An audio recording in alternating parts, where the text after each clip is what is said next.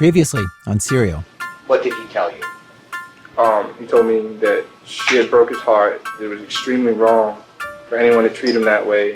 He was like the community's golden child. I think like the odds of you getting the charming sociopath, you're just not that lucky. You don't think that I know you at all? I mean, for you to say that I'm a great person, I mean, like a nice person, I've only talked to you on the phone a few times.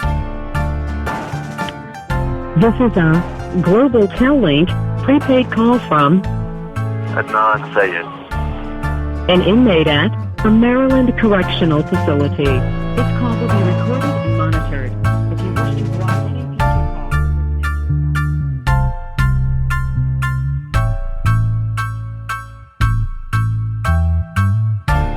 calls. From This American Life and WBEZ Chicago, it's Serial, one story told week by week. I'm Sarah Koenig. For 2 months now, I've been grappling with rumors about Adnan. People telling me there's stuff you don't know about Adnan, stuff you need to know to understand who you're dealing with.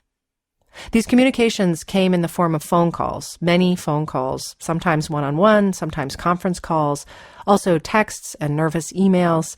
I can't tell this one, I've spoken to that one, and then that one gets worried that I've broken my word, which I promise I haven't.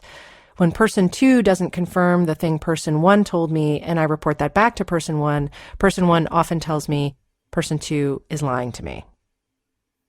All these rumors are coming from people Adnan knew growing up in the mosque community, the South Asian families who attend the Islamic Society of Baltimore.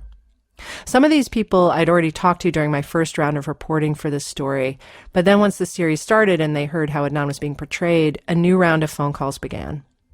The rumors themselves are nothing too dastardly. Nobody is saying, I saw him do it, or I have proof. None of it is directly connected to the crime. But likely there are a great many things I don't know about Adnan, and some of the things I was hearing were giving me pause. So I checked them out as best I could. Not every single one. I mean, some of them were so small that I initially was confused by the telling, waiting for the punchline that had already slid by. Such as, he took a piece of my clothing, a piece of designer sportswear, and then over-explained, claiming it wasn't mine or that he didn't know it was mine, and then apologized profusely. I, Sarah Koenig, am going to confess something right now. I have done exactly the same thing, more than once, I'd wager. On the other end of the scale was a story so incriminating that we thought, well, if this one is true, then we're done. Our story is over, and we can all go home. This was the biggie, and I worked every angle I could to suss it out. I heard it secondhand, that someone said something about Adnan at a party 15 years back. I spent weeks trying to learn first the name, then the location of that someone, then trying to contact that someone, and then finally driving several hours to question that someone in person. I nervously knock at the door. Nice guy comes out. We chat. He tells me what I've spent all these weeks and hours waiting for. Oh yeah, he says, I remember Adnan. Nice kid. I remember he seemed sad when he and his girlfriend broke up. And so I prompt him, I heard this thing. Is that true? Anything else you want to tell me? The guy looks blank. That's all he had for me. Imagine I have a file on my desk about this rumor, and I just stamped it with my big cartoon stamp, unsubstantiated. I crossed it off the list.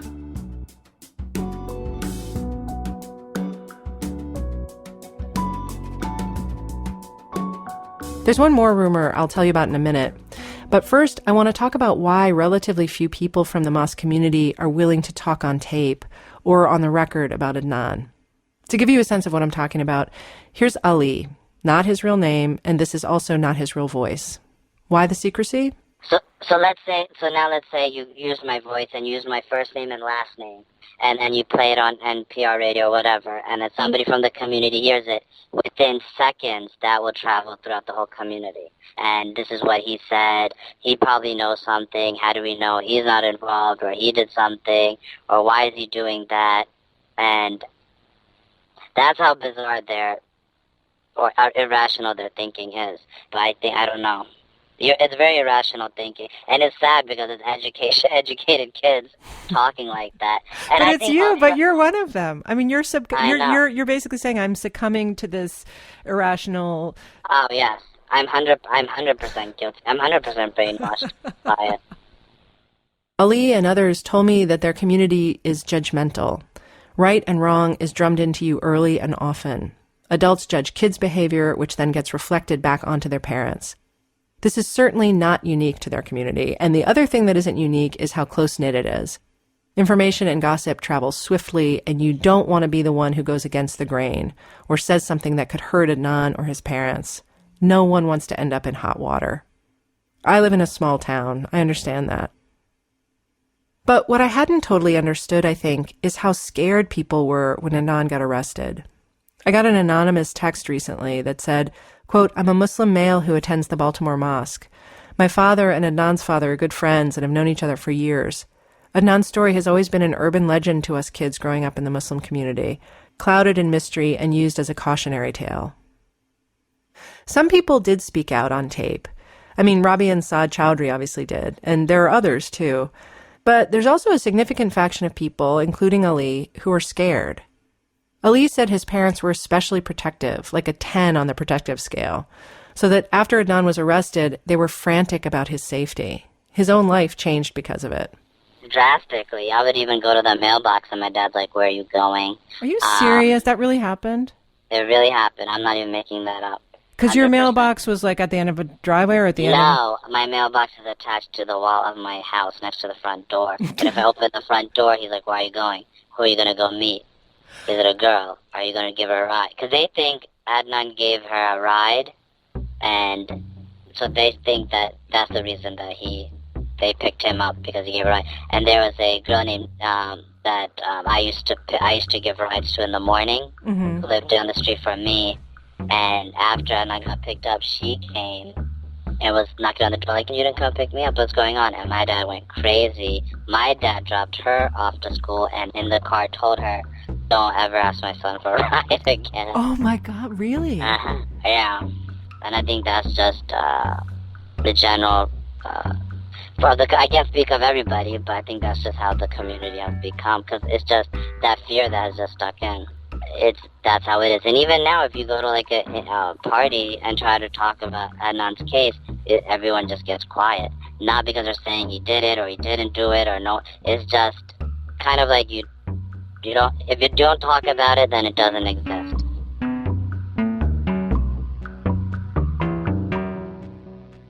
A bunch of people I talked to told me they feel guilty towards Adnan, that they let him down because they let him astray, or didn't protect him, or didn't mentor him, or didn't show up enough at trial, or didn't visit him in jail.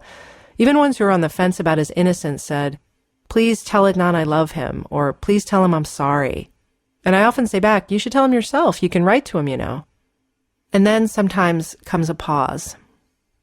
The reason Ali agreed to go on tape was that he wanted me to know this about Adnan. I remember, especially in middle school and elementary, more into middle school, that when we would get picked for sports, Adnan was very athletic, tall, good-looking, kind of like the jock role, and I was more chubby, short, kind of the nerdy, kind of role. So he never made me feel that. He always made sure I got picked for the team. If other kids made fun of me on my athletic performance, or I couldn't shoot, or I couldn't kick the ball, and they would start poking fun, he would always have my back and kind of tell them stop it, or kind of watch out for me, kind of like an older brother. And I'll never forget that. Adnan was the kind of kid who'd stand up when your parents came into the room, Ellie said.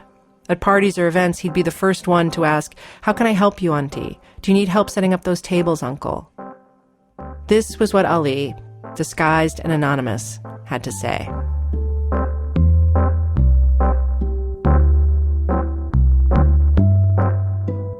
Normally, I probably wouldn't pursue rumors that on their face aren't connected to the crime at hand.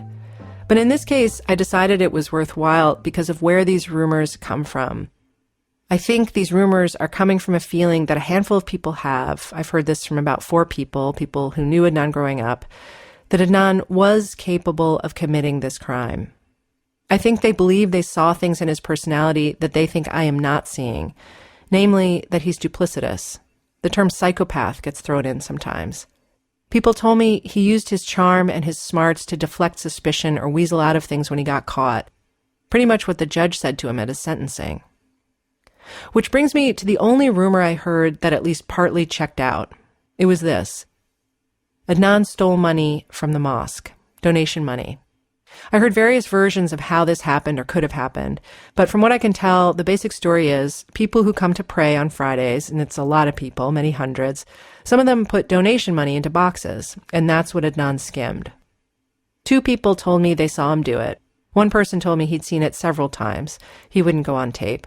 But the other guy did. He was stealing from the mosque every Friday. This is a guy I can't name, whose voice we've also changed. See explanation above. Because he was looked upon like the golden child, and his dad was very religious, and he would go out on missionary work and so on. So his family was looked at, very good religious family, and he was collecting money, or the donation boxes that would go around on Friday after prayer. He was in charge basically of getting all the boxes together and counting the money and totaling it all up. Okay. And he was pocketing thousands of dollars every week. And nobody questioned, good little Muslim kids, stealing from the mosque. I mean, are you serious? We couldn't even imagine. You saw him actually take money? I absolutely saw him taking it, and I also have done it. This guy estimated that Adnan had stolen many thousands of dollars over time, tens of thousands, maybe $100,000. This sounded fantastical to me, so I checked with Maqbool Patel. He was president of the Islamic Society of Baltimore at the time. He said he'd never heard of Adnan taking donation money, but that it does happen from time to time, someone stealing or trying to. There are people who take shoes, he added. My own brand new shoes were stolen. Twice he said that happened, once in New York and once in Baltimore. But if Adnan did take money, he said, there's no way it was a big amount. He said on average, people donated about $2,500 at Friday prayers, maybe up to $3,000 if it was a special occasion. That money was used to pay the bills, he said, keep the electricity and heat on. If they were even $100 short on any given week, they'd have noticed. So sure, maybe $20 or $40 here or there, but not hundreds. And thousands out of the question. Adnan says it's true. He did take donation money. When I first asked him about it, he was unhappy. I've asked him so many, frankly, insulting things, so many nosy and inappropriate questions, and he's never given me pushback. But this was the last straw. What does it have to do with the case, he wanted to know. He's never claimed that he's innocent of killing Hay because he's a perfect or even a good person, he said. So why talk about this? And why the double standard? Why wasn't I going into everyone else's closet and pulling out skeletons that made them look bad? Why do I protect other people and call him out on everything? He's endured other stuff in my reporting that he didn't think was fair to him. You go from my savior to my executioner on it, just flip-flop, like Mitt Romney. But now he was sticking up for himself, he said. He seemed pissed and hurt, and I understood it. I mean, and it's a very uncomfortable thing for me to talk about. You know what I'm saying? It's a very shameful thing that I did. You know what I'm saying? I've never denied it. I don't understand. I just think it's really unfair to me. If you don't want to talk about this, that's your prerogative. Like, I'm not going to force you to talk about it. If you don't want to talk about it... But I'm also not going to sit here and you mention it, and this is the only thing I don't talk about. You understand what I'm saying? So it's put me in a predicament, it's like you're basically, publicly shaming me for something that I've never denied that I did anyway. And it has nothing to do with the case. But you won't do it to other people, though. I mean, it's like, why do I have to keep getting called out on my stuff? That has nothing to do with the case, but you don't do it to nobody else. Well, you don't do it to nobody else, Joe.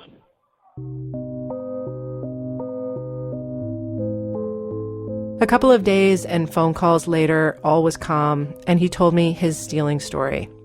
It was during the summer, maybe the summer before 8th grade, he said. During, the Friday prayers, a lot of times there would be one adult, and he would get, 4 or 5 kids together. And he would say, hey, look, I want you guys to go around and collect, money from people or stand there. However different days, it was different ways. So it was usually anywhere from, 4 to 5 of us. We'd all have little boxes or something. And people would come and they would put money in them. Usually, it would be, I'm not trying to say this sounds like Ocean's 11 or whatever, but it was thousands of dollars in cash, 1s, 5s, 10s, 20s. It may be $1,500, $2,000 or $3,000 in cash. And I don't really remember who. I'm not saying it was me. I'm not saying it wasn't me. It just, the idea came up hey man, we could take $60 or $80. We could go to the movies, go to the mall, playing the arcades, like eating stuff like that. So eventually it would be a thing where like one or two of us would like pocket a $20 bill and then pocket another $20 bill, and the other three, or two or three of us would do it, and the other two would kind of like keep watch. And I mean, it was it was wrong. It was very wrong. It's nothing that I'm proud of. It's not. I'm very ashamed of it. I don't say that we were kids to try to put it in context or try to make an excuse. I mean, well, maybe I am right, but it's just What made you realize? What made you stop, and what made you realize it was wrong? I mean, I wish I could say that it was like some feeling of religion or something, or a feeling of wrong, but it wasn't. I mean, I was just kind of caught red-handed, so to speak. Adnan says he was caught red-handed by Shamim, his mother. He says she found some money in his pants pocket and asked him where it came from, and the truth came out. He says she was horrified. It was the classic, I'm not angry, I'm disappointed. More disappointed than she'd ever been in him, he says. Adnan says back then he didn't think he was hurting anyone. They spent so much time at the mosque, and they shoveled snow, and they helped set up events and clean up. And so to him, it was akin to taking $20 from the till of the family store at the end of the night. He says, of course, as an adult, he knows how wrong that is. But back then, in 8th grade, he didn't fully get it. Adnan's telling of this stealing episode is a much more boys will be boys version than what I'd heard from other people, who told me they saw in his actions something more malignant. A couple of people I talked to from the mosque community said, this was so low, to take the hard-earned cash of hardworking people, and at the mosque of all places. This was a terrible thing. Other people said, Mr. Patel, then president of the mosque, was thoroughly unruffled by the whole thing. He obviously didn't condone it, but he more or less said, so what? It certainly does not a murderer make. To him, he said, if a young person does something like this, it's not even necessarily a sign of bad character. Other mosque friends agreed. They didn't see how it was connected to the crime. And also, some people told me they'd shoplifted before, they'd broken the rules. So, people in glass houses, man. And in the end, these guys all said what most of Adnan's old friends say. He didn't have it in him to kill someone. It wasn't in his DNA. To me, this question is the hard center of Adnan's case. Can you tell, really? Can you tell if someone has a crime like this in him? I think most of us think if we know someone well, we can tell. We act as detectives all the time, gathering evidence, certain scenes we remember, or the look on someone's face, or that thing he said when he got mad, and then we act as a judge of character. This is just a human thing. But of course it's slippery because it's so subjective. One person's evidence of good character is another person's evidence of questionable character. Case in point, I heard from many people that Adnan was the opposite of violent, that he was someone who would take the heat out of tense situations. I've never even seen him in a fight. I've never even seen him mad at anybody. This is Atif Iqbal, who knew Adnan from the mosque. That's his real name and his real voice. It's actually pretty funny. It was me and him.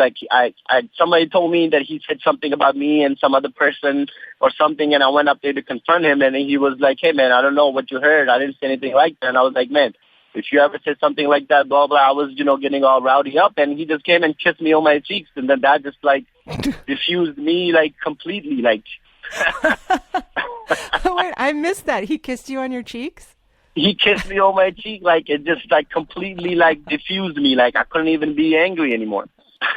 So, I mean, that's why, I just couldn't even fathom the thought of him going out and killing, killing somebody, that's just so, I don't even know how to say it. It's just so out of, his personality, I would say.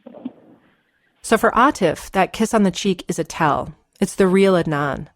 But for that other guy, who said Adnan stole and who thinks Adnan might be guilty of the crime he's in prison for, that same peacemaker quality was something he brought up to me as evidence that Adnan was full of shit.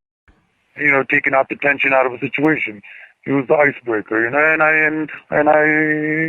knew that whatever was coming out of his mouth, half of the time it was just sweet talk or to take the heat away, and half of it, majority of it was a lie.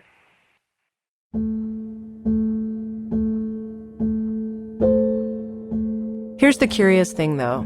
The same people who tell me they think Adnan was capable of killing Hay or that stealing from the mosque was a great evil, or that Adnan was a pathological liar, they also tell me, to a man, that Adnan was a great guy. I mean, he was such a good guy.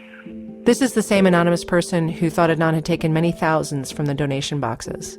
He was so smart, and he was so friendly, and so many positive things.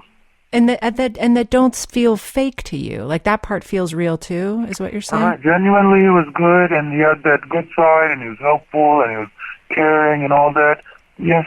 You think a person can sort of contain both those things inside their personality? I think it's very easy. I think if you corner anybody into a corner, they'll explode, and different people explode for different reasons. Well, most of the hundreds of killers I've evaluated have been pretty ordinary people. This is Charles Ewing. He's a forensic psychologist and a lawyer. He teaches at the SUNY Buffalo Law School. He told me he's evaluated several thousand criminal defendants and testified in more than 700 trials as an expert witness. Mostly, lately, homicides committed by people in intimate relationships and homicides committed by young people. Ewing had listened to about half the episodes of the show. And obviously, he can't weigh in on Adnan's psychological health. That'd be ridiculous. But I went to him to find out, what's a valid way to try to understand what's going on when someone kills someone else? What's the range of options here? Ewing said most of the time he's doing insanity evaluations, or evaluations for extreme emotional disturbance, and usually in cases where there's not a question of whether the defendant did it, more a question of why. And again, most of the people he's evaluating are pretty ordinary. Some are extraordinary. There's some serial killers, some spree killers, some really awful psychopathic individuals. But for the most part, people kill not in a premeditated way. They're not evil, they're not sociopathic, they're not psychopathic. They kill because something happens that pushes them over the edge. In other words, murder isn't usually, strictly speaking, a planned event. A lot of people who know Adnan, they can't get their heads around the idea that Adnan planned to kill Hay. I hear it all the time. Here's his old Woodlawn classmate, Peter Billingsley. I still, the whole idea of premeditation just doesn't fit for Adnan. No, that doesn't fit at all. But I know it doesn't fit, not one bit, with the person I knew. Of course, there are some planned murders, but I'm sure this was not a planned murder. That's Jane Efron, who taught Hay and Adnan English at Woodlawn. Her father was a cop. I can't buy that because that destroys everything that I feel about these kids. So I think it was passion, an overdose of emotion, of love, of jealousy, resentment, all of those things. It sneaks in on you and it dominates your thinking and you can't get away from it. But that's what I'm comfortable thinking. Planned, premeditated murder? Oh, my Lord, no.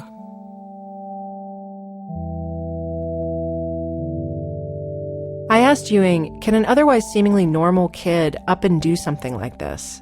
Plan something like this? Or even do it impulsively?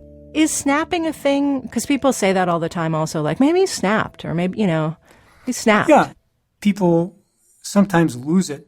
And when they lose it, it's not always all at once.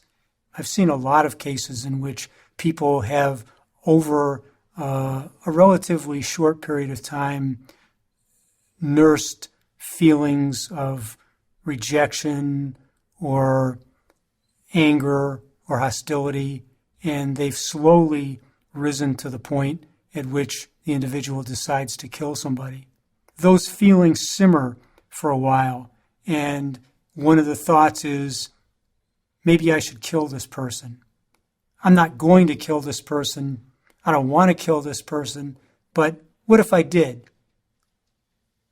And the person thinks about it and then maybe confronts the other person, the person who's the object of the frustration, the anger.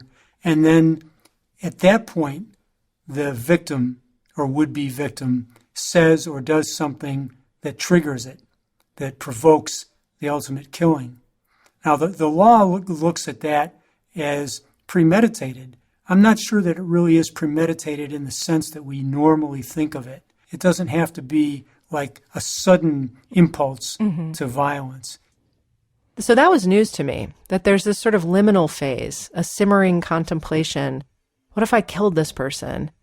And that can take the place of actual cognizant planning, but end up in the same result. The other thing I've considered in my more reachy moments is whether Adnan did it, but doesn't know he did it. I'm not the only person who's entertained that one. Here's Adnan's friend Laura. I mean, I remember the cops telling me sometimes they have murderers standing with a knife in their hand next to the body saying to them that they didn't do it because your brain goes into this shock and it shuts down. And I was like, well, maybe that happened. Maybe it was an accident. Maybe he got mad. I mean, we get mad. Maybe he lost it for a moment, and it was an accident. Apparently, this is not as outlandish as it might sound.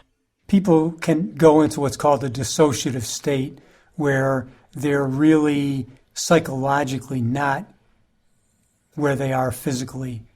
Probably half of the people I've evaluated who've killed other human beings have some degree of amnesia for what they've done.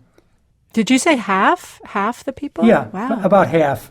Yeah, and it's not total amnesia usually, although I've seen some people who have a complete amnesia for killing. But it can be partly, I don't really recall the details, I don't recall doing this. Because literally, like, the memory isn't in their brain anymore, or it never was in their brain, or? Yeah, I don't think we know the mechanism by which this kind of denial or amnesia or combination works, but in the cases that I've been involved in where people have had some kind of amnesia or partial amnesia or denial, it doesn't last forever. It's very difficult to maintain that kind of facade. What I find is that over time people do recover traces of what happened, and they know what happened. But I've also seen people who have genuinely snapped and who've committed a homicide, and then they realize what they've done, and the immediate reaction for most people is, oh my God, look what I've done, and what am I going to do about it? I've got to figure out some way to cover this up. Do you think is there another scenario where it starts out as a lie, as a sort of cognizant lie, like I didn't do this, I had nothing to do with this, and then over time you truly believe that lie, like you kind of erase the fact that you're lying and it just becomes the truth of it for you? I think that happens. I haven't seen that happen in homicide cases, but I've certainly seen it happen in ordinary life. Less often in homicides? Yeah, I haven't seen that, and it's probably just because of in most homicide cases the evidence is pretty overwhelming that you did it. Off the top of my head, I can think of 5 different people in this story whom other people have told me they think are either pathological liars or psychopaths, that I shouldn't trust anything they say. This term, psychopath, gets thrown around so easily as a kind of catch-all term for a cold-hearted and calculating killer. If Adnan did this, and if he did it the way Jay tells it, he is so cold-hearted. I mean, Jay tells the cops that Adnan says to him, quote, all the other referring to like hoods and thugs and stuff, think they're hardcore, but he just killed a person with his bare hands, unquote. If Adnan said that, does that mean the 15 years since has been this very, very long con, that he's calculating enough to only pretend to be the normal-sounding person he is with me on the phone? Ewing told me a psychopath usually means a person who has little or no conscience, is glib, who can't empathize or relate to other people's feelings. They can read other people very well, but they don't have genuine empathy. Another factor, to be sure, is this what's known in the profession as superficial charm. These are people who come across very smoothly and effectively manipulate other people and manipulate them without them knowing it very often. Now I'm running through my head everything you just said, seeing if it applies, of course. Yeah. And some of it I could see like, yeah, maybe, and other stuff I'm like, no, I don't think so. I mean, so it really does seem like Adnan is like really functioning really well, and is just fine in prison. Like he seems very adaptable, and he's always had like a job with responsibilities, and he's not been disciplined really ever, except for having a cell phone, and like doesn't appear to have any kind of antisocial behavior. He's got lots of friends. He's maintained his relationships outside the prison with his family and with friends, certain friends. I mean, is that something that I should be taking into account? I think so. Yeah. It certainly cuts against a theory that he's a psychopath or that he's some kind of pathological person. Mm-hmm. But it doesn't rule it out. Right. And the fact is most psychopaths aren't killers, and most killers aren't psychopaths. There's a very limited overlap between those two spheres. Finally, I asked Ewing, should I be influenced by the fact that Adnan has so consistently maintained his innocence all these years? And Ewing said in his experience, people who are wrongfully convicted always maintain their innocence, even when it hurts them, like in sentencing or parole. But on the other hand, he said, just because you say you didn't do it, even for decades, doesn't mean you didn't do it. There just aren't any rules for this stuff. Here's what I take away from this conversation with Charles Ewing. I don't think Adnan is a psychopath. I just don't. I think he has empathy. I think he has real feelings, because I've heard and seen him demonstrate empathy and emotion towards me and towards other people. He is able to imagine how someone else feels. But on all the other options, it's a toss-up. Could Adnan initially have been in some state of amnesia and denial and then supplanted that with actual lying? It's possible. Could he have had simmering feelings of anger and resentment that then boiled over in a not quite by accident way? It's possible. Could he be truly innocent? It's possible. Ewing said he's often asked on the stand, how do you know this person isn't lying to you? And his answer, he said, is always the same. I don't know. In the course of his career, he's been fooled.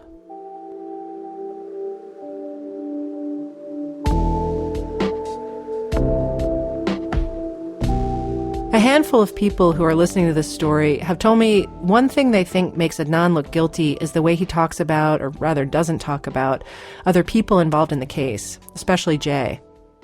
That if he were really innocent, we would hear him being madder. I know we've already talked about this, why doesn't he sound more mad? But there's another factor I haven't mentioned. And that is, as a defense attorney's explained to me, no good can come, and in fact only harm can come, from Adnan attempting to contact or influence people on the outside who are connected to his case. That's kind of inmate behavior 101. Because let's say Kathy changed her story, suddenly remembered something exculpatory for Adnan. And then the state found out that Adnan had been writing to Kathy, or threatening Kathy somehow, or talking smack about Kathy on a podcast. Then that could be used by the state to challenge the validity of Kathy's new information. Adnan is a smart guy. He's been an inmate for 15 years. He knows the deal. And he also knows there's nothing he can do to change other people's minds about him. If a person genuinely doesn't think that I feel something towards the people who put me in prison, then me saying it really has no validity, in my eyes anyway, because come on, either you think I did it or you don't. And if you think that I did it, then you can assume, because I'm a normal, I'm just a regular. I think what happens is people come expecting a monster, and they don't find that. Well, next they come expecting a victim. And when they don't find that, they don't know what to think. And the reality of it is I'm just a normal person. I know, but I think actually, I think That's right. But I think also what people do is they put themselves immediately in your position and think, what would I do? How would I be feeling? How would I act if I thought, someone had done me wrong and put me here, and I would be screaming to the rooftops, and they're not hearing you do that? If someone, it's really nothing to say. If someone can't imagine how I feel, there's no need for me to say anything to try to convince them otherwise. It is what it is. If a person can't figure it out, then it's not for me to say. I think what Adnan's saying is, it's a trap to try to convince people. A few weeks ago, after these rumors started surfacing, I got a letter in the mail from Adnan. It was 18 typed single-space pages. He gave me his reluctant permission to talk about it. He wrote about lots of things, his religion, his case, how he's managed over the past 15 years. It's a good letter. He's a good writer. But it swung from pole to pole, from distrust to gratitude to confusion. Adnan is obviously aware of this podcast, that it's out in the world, and I could tell that my story had messed with his equilibrium. When he was convicted of murder, he said the biggest shock for him was that people thought he was capable of this hideous thing, that people didn't believe him. As I look back now, he wrote, I realized there were only 3 things I wanted after I was convicted: to stay close to my family, prove my innocence, and to be seen as a person again, not a monster. That third one, he says he's managed, inside prison. Quote, people in here know me as a stand-up guy. Guards, inmates, staff, people I've been around for 15 years, have seen me every day, recognize me as someone whose word can be trusted. I guess what I'm trying to say is that I was able to find the peace of mind in prison that I lost at my trial, unquote. And now I come along, at Rabia's behest, not his, and yank this door open again to the outside world and to all its doubts about Adnan's integrity, stirring up the most painful possible questions about whether he's a monster. It's his nightmare, basically, to be accused of manipulating everyone around him. Of course, I've had a sense of this feeling from him now and then, over the year that we've been talking. But his letter made plain that in 40 hours of taped conversations, he was weighing every word. His goal was to keep it all business. He wanted me to evaluate his case based on the evidence alone, not on his personality. Quote, I didn't want to do anything that could even remotely seem like I was trying to befriend you or curry favor with you. I didn't want anyone to ever be able to accuse me of trying to ingratiate myself with you or manipulate you, unquote. And having to do that made him feel bad, he said. I had a rough year. My stepfather died in April, then my father died 2 months later. Adnan knew that. Quote, but I couldn't say anything to you because I had to stick to what I know. Can you imagine what it's like to be afraid to show compassion to someone out of fear they won't believe you? I was so ashamed of that, unquote. And this second guessing, this monitoring of everything he says to me and therefore to the outside world about anything really, but especially about his case, he writes in his letter that it's crazy making. Quote, I'm always overthinking, analyzing what I say, how it sounds, and the fact that people always think I'm lying. All this thinking, it's to protect myself from being hurt, not from being accused of Hayes' murder, but for being accused of being manipulative or lying. And I know it's crazy, I know I'm paranoid, but I can never shake it, because no matter what I do or how careful I am, it always comes back. I guess the only thing I could ask you to do is, if none of this makes any sense to you, just read it again. Except this time, please imagine that I really am innocent, and then maybe it'll make sense to you. At this point, he wrote, it doesn't matter to me how your story portrays me, guilty or innocent. I just want it to be over. It will be. Next time, final episode of Serial.